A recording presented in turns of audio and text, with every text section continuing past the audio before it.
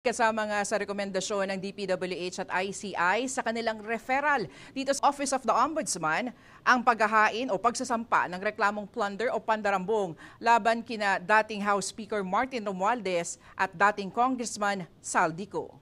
Nasa rekomendasyon din ang mga reklamong graft at direct bribery. Kaugnay ito na mahigit 100 bilyong pisong halaga ng mga infrastructure contracts na napunta sa SunWest Incorporated at High Tone Construction, mga kumpanyang konektado kay Ko at sa kanyang pamilya. Kahong-kahong mga kontrata, dokumento, sworn affidavits at maging mga pinanumpaang salaysay. Sa Senate Blue Ribbon Committee ang isinumite ng DPWH at ICI sa Ombudsman. Kasama rito mga kontrata ng SunWest at High Tone sa DPWH mula 2016 hanggang 2025. Kabilang rin sa sinumite ang pinanumpaang testimony o testimonya na nagpakilalang dating security aide ni Ko na si Orly Gutesa. Hindi raw isinama ang mga social media videos ni Ko na nilabas itong nakaraang linggo dahil hindi naman ito napanumpaan. Ayon kay DPWH Secretary Vince Dizon, tanging mga fact o mga bagay na napatotohanan lamang daw ang kanilang ipinasa. Ang mali na raw dito ay naging House Speaker si Martin Romualdez mula 2022 hanggang 2025 at ang napili na Committee of Appropriations Chairman ay si Zaldico. Sa panahon raw na ito nangyari ang mga kontratang isinumite nila.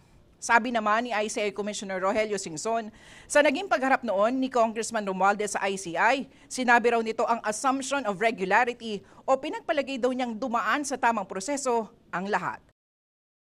Speaker Martin Romualdez, siya ang naging speaker from 2022 to 2025. Si former Congressman Zaldico ang napili na Committee on Appropriations Chairman. At ang sinasabi nung referral na to ay dun sa relationship na yon, no, nangyari itong mga iba't ibang kontratang ito. No.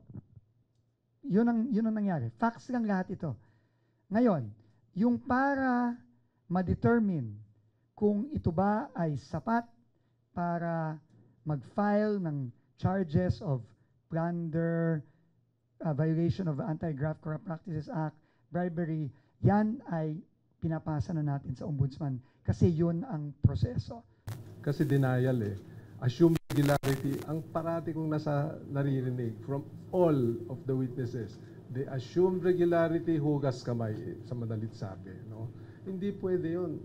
May sinumpaan kang oath, tapos hugas kamay. Isa ngayon nga ipapasok na sa fact-finding ang referral na ito ng Ombudsman. Ang Ombudsman na ang susuri sa referral at mag-iimbestiga para mapalakas ito.